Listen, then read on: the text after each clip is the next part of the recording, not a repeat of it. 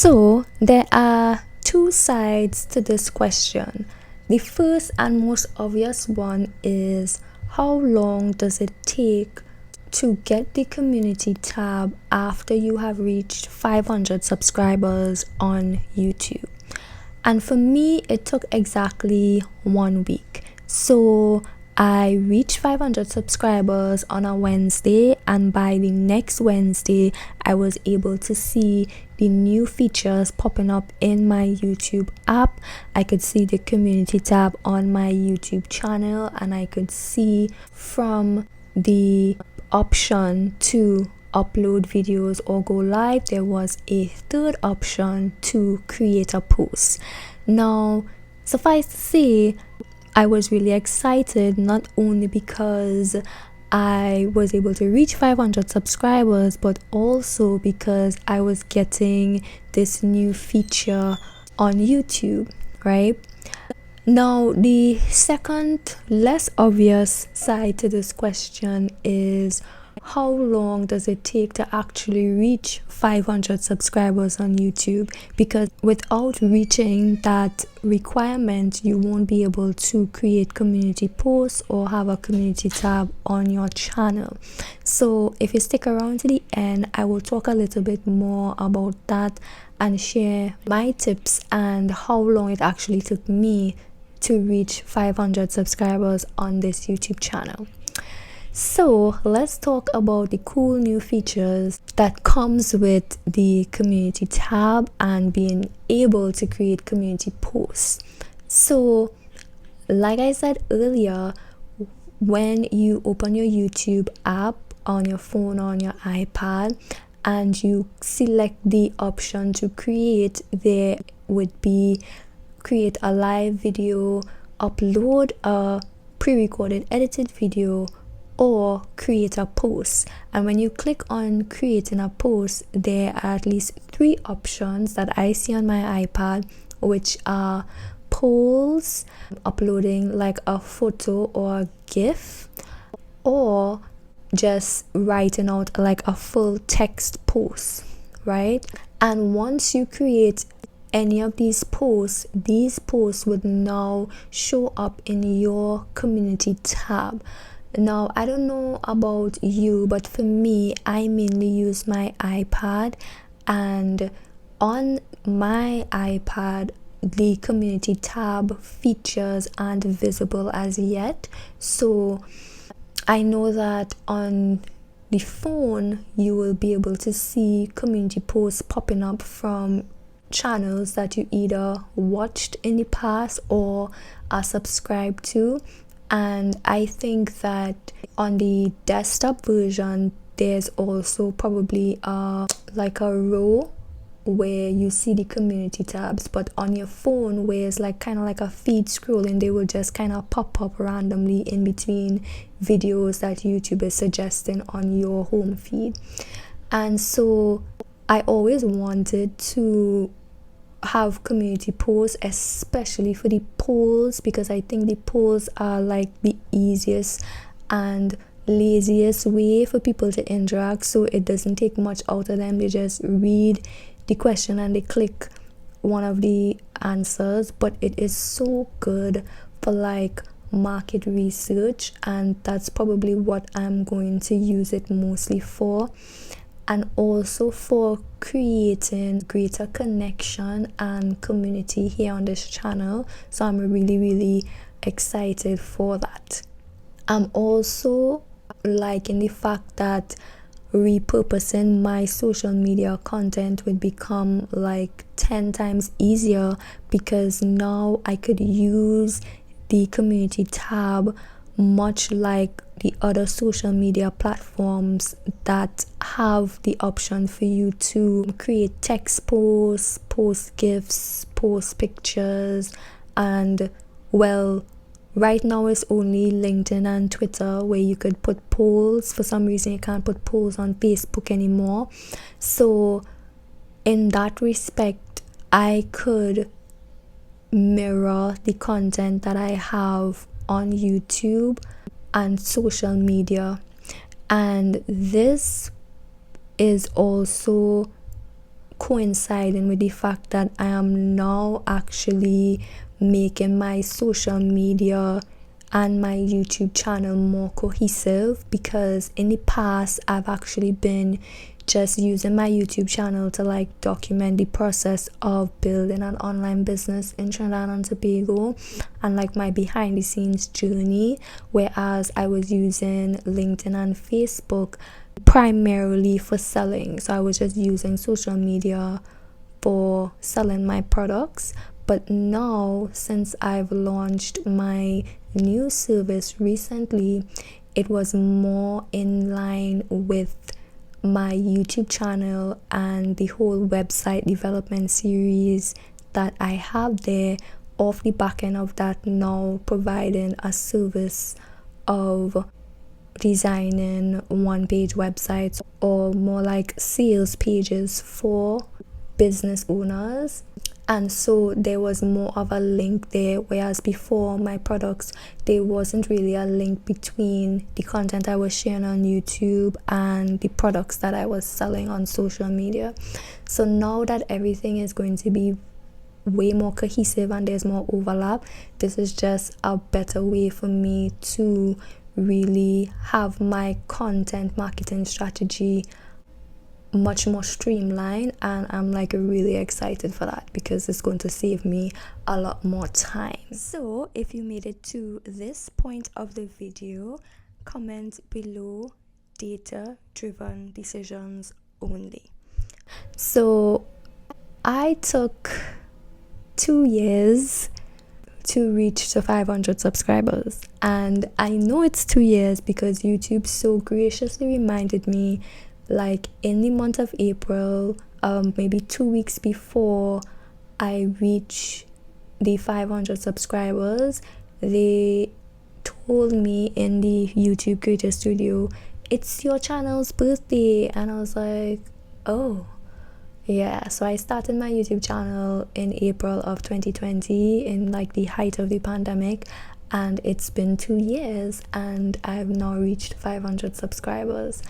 And I'm going to use some data from my channel to really determine how I'm going to move forward, and like some tips that I could share with you so that you could probably get there faster. But I know that everybody's path and everybody's journey is going to be different, and one of the main reasons why I believe my channel will still always continue to stay small is because I am serving a particular location. So my content is geared towards my country, Trinidad and Tobago, the population of which is, what is it, maybe around 1.5 million at this point, like less than 2 million people. And so if you think about that, that's 2 million people, and I'm talking to people who want to start businesses. Now I think there's like a pie chart out there, I can't remember the name of it, but there's like a pie chart out there where you could see the vast disparity between the people who have like employee mindset, and then the people who have like the entrepreneur mindset, and then like the self-employed, and then I think it's like investors. And so the entrepreneurs or the self-employed people who I would be serving is probably like 20%, if so much. And then even further than that, I am serving more people who want to have an online business. So that's even a smaller sliver of that small slice, and it's not going to be a whole lot, but that's what I chose to do. And my channel will not have like this very big mass appeal.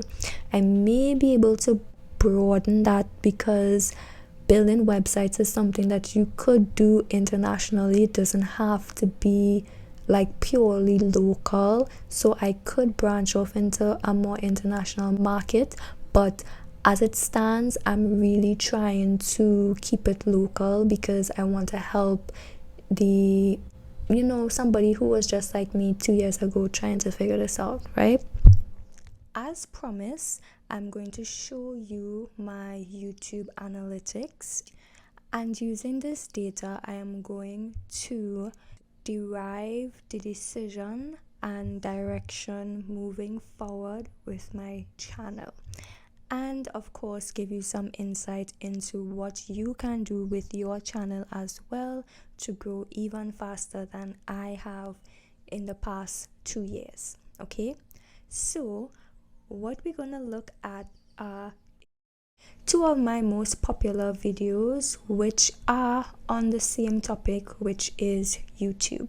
Now, one of them, which is entitled How to Upload Videos onto YouTube from your iPad or iPhone, has a little under 32,000 views, and the other video is entitled How to Monetize Your YouTube Channel from a Non-Eligible Country and Why You Must Stop Now, and the stop now is in caps, right? That video has about 5,000 views. So there are a couple of metrics that I want to highlight, and one has to do with the subscriber ratio. Now, both of these videos has given me an exorbitant amount of subscribers to my channel. The one with way more views has given me about 136 subscribers, and the other one has given me about 75 subscribers. Now, as you can see, those subscriber numbers are a little bit doubled, somewhat almost, which means that with such a significantly less amount of views in comparison between the videos, one of the videos, even though it's only around 5,000 views, it has gotten me half the amount of subscribers almost as one that is 6 times more views. Now, we can dig a little bit deeper into why this is. So I could look at the user intent of somebody who is viewing these two videos. So on one end, the mainly tutorial style video is something somebody just needs to see once, they get their answer, and then they move on. Some of them decide that, okay, I'll give this channel a subscription, but it's in a big contrast as to how many people are subscribing to my channel as compared to the other video, which has significantly less amount of views. The other video, yes, it is still titled in a way of how to do something, but it's also something where it shares my opinion, and it's almost like a polarizing view, which I believe is one of the reasons why it is performing well. And the strategy I used behind that video was twofold. So the way that I titled that video, the first part of it follows the SEO strategy, the how to do something, answering the question of what somebody might be typing into the YouTube search bar. And then the second part is, like I said, sharing my opinion. Now, that video, I did a lot more editing. I showed my face and I talked to people, and I would say it was more of like a rant style as much as I rant.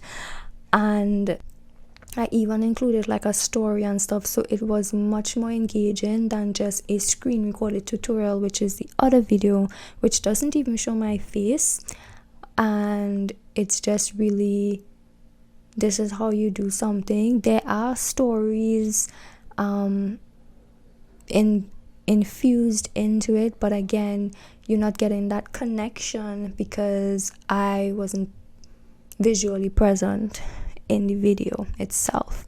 And so that gives me insight into what actually would work better on channels that are mainly like mine, heavily information based, and what would actually get people to connect with you.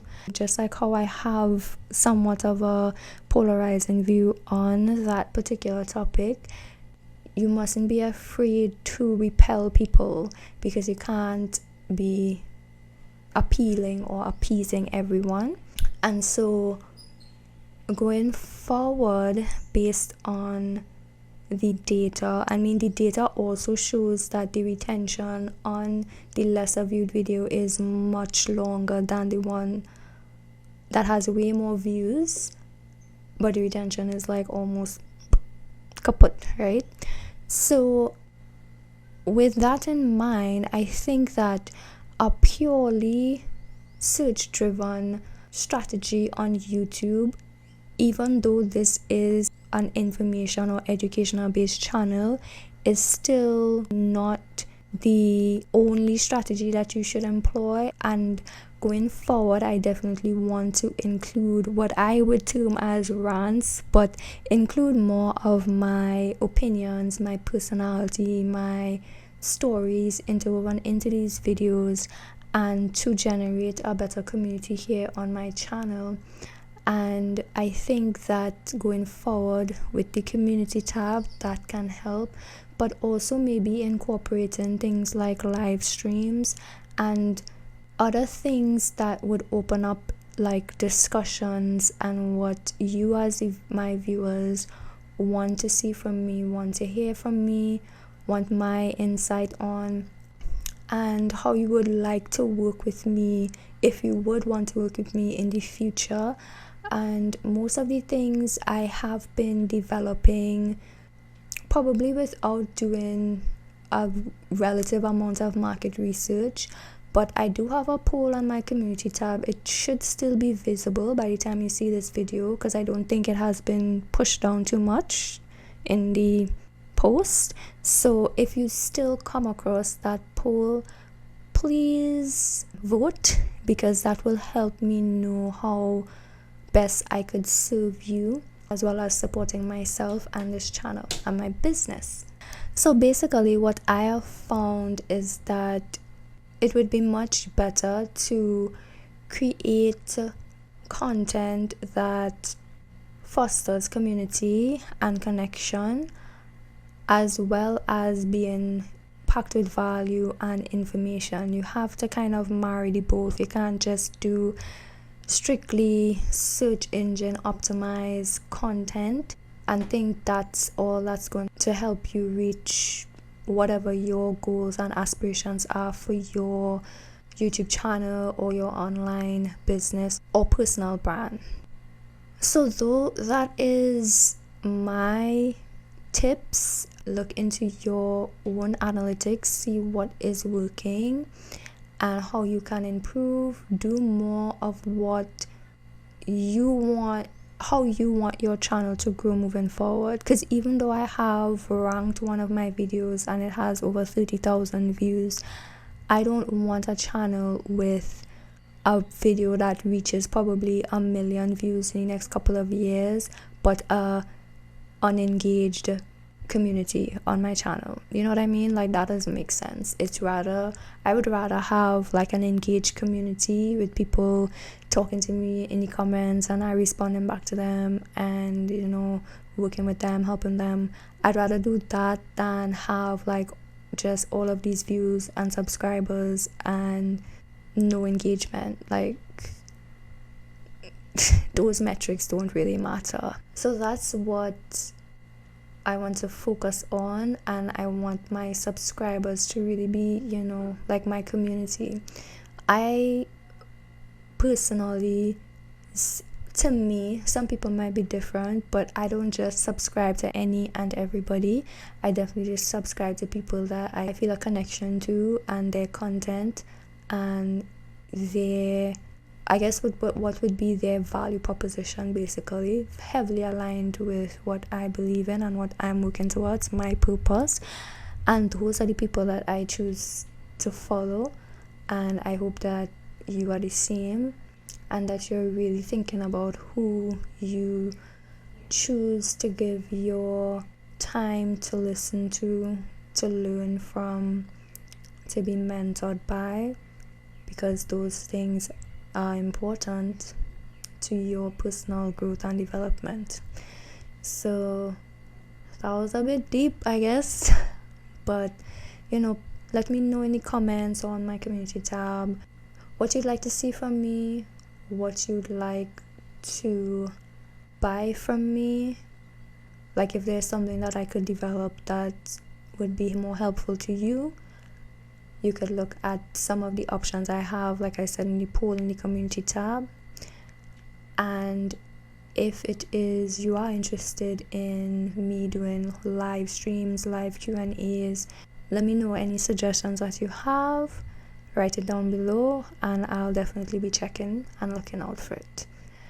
And also, it doesn't matter how old this video gets, like until I get like maybe 10,000 subscribers and I'm getting like hundreds of comments a day, I will still comment back to you, even if it's an old video. Once it's like a relevant comment, especially if it's a question, I respond. Okay, I'm not big enough yet to be like, oh, I don't have time to respond. I'm not, right?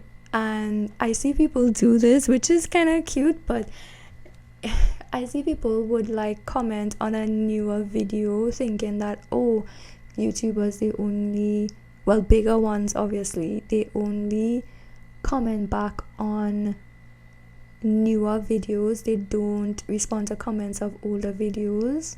And so they would watch an older, more popular video of mine and comment on a new one in hopes that their chances of me answering that comment because it's a newer video is higher.